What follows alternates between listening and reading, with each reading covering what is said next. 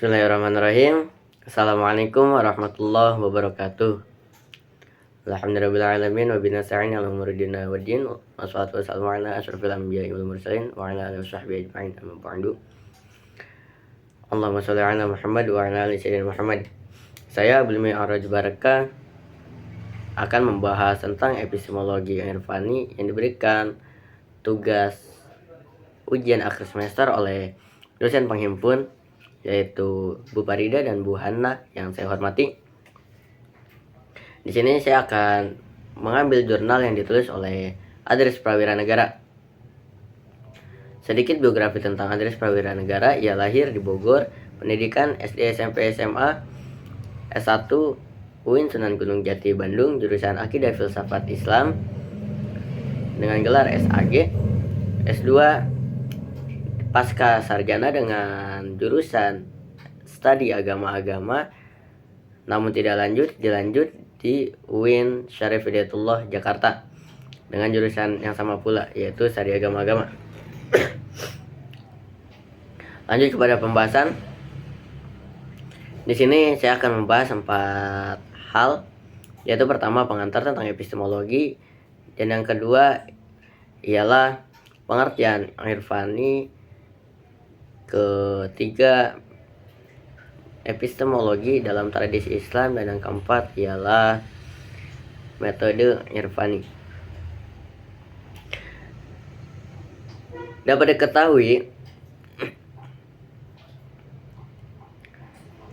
diketahui manusia dalam memperoleh pengetahuan mempunyai alat yang diberikan oleh Tuhan dengan 3 alat. Pertama ialah akal, kedua indrawi atau panca indera, dan yang ketiga ialah intuisi. Panca indera itu mengambil atau memperoleh objek eksternal, akal mengolah yang diperolehnya, mengolah objek yang telah diperoleh, dan yang ketiga intuisi ialah rasa yang pengetahuannya dapat diambil dari pengalaman, dari apa yang dirasakannya. Masuk ke pembahasan yang pertama ialah pengantar tentang epistemologi. Epistemologi berasal dari 2 kata, yaitu pertama epistem yang berarti pengetahuan, dan yang kedua ialah logos yang berarti ilmu. Dapat diartikan epistemologi ialah mengetahui pengetahuan dan mempelajari pengetahuan tersebut. Secara sederhananya, epistemologi mempelajari pengetahuan yang sudah ada dan mengkaji ulang secara mendalam pengetahuan itu. Lanjut ke pembahasan kedua ialah pengertian irfani.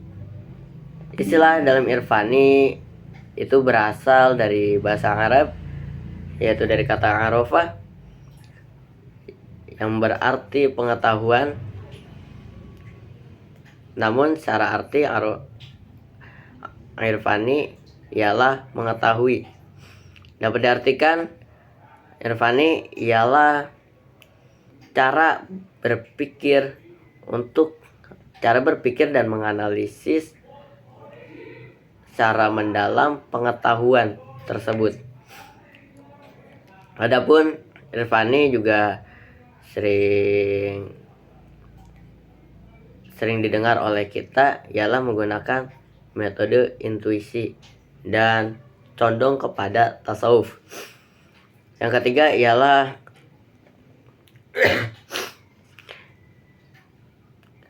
epistemologi dalam tradisi Islam.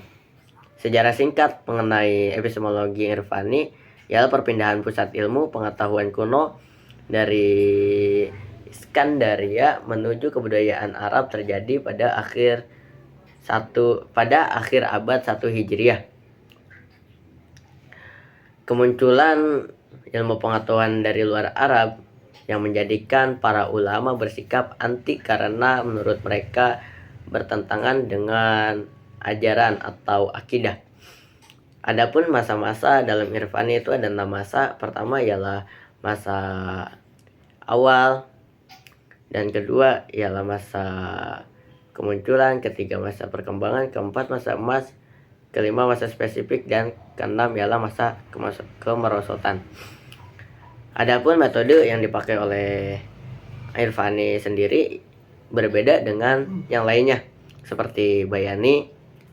Bayani itu metodenya menggunakan akal atau rasio untuk memperoleh pengetahuan tersebut.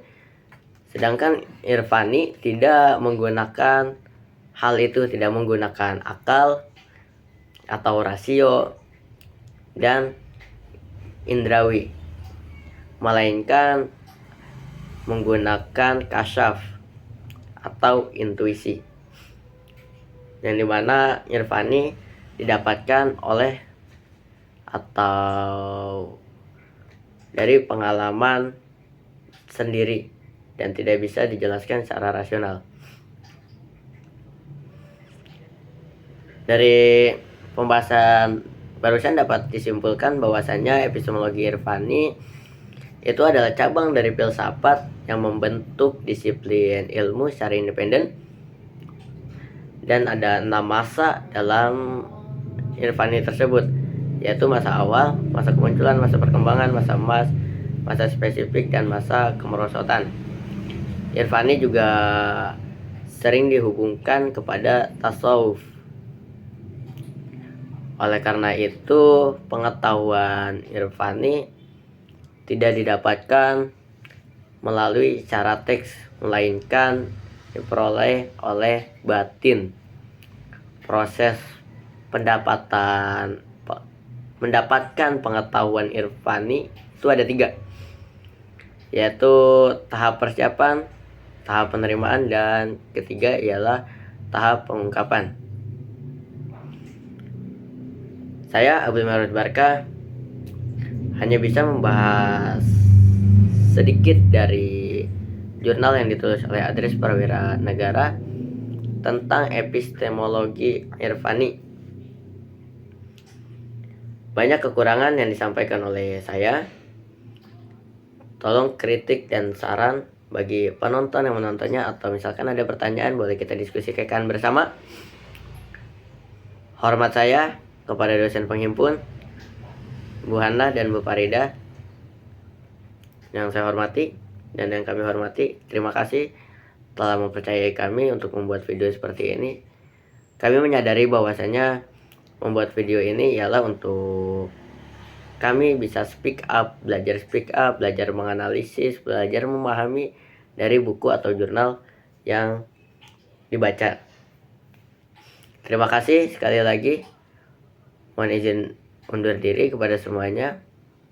Saya minta kritik dan saran kepada teman-teman yang menonton, dan saya juga ingin berdiskusi tentang hal-hal yang berkaitan tentang filsafat maupun tentang pembahasan ini, yaitu epistemologi Irvani. Akhir kata, wassalamualaikum warahmatullahi wabarakatuh. Terima kasih.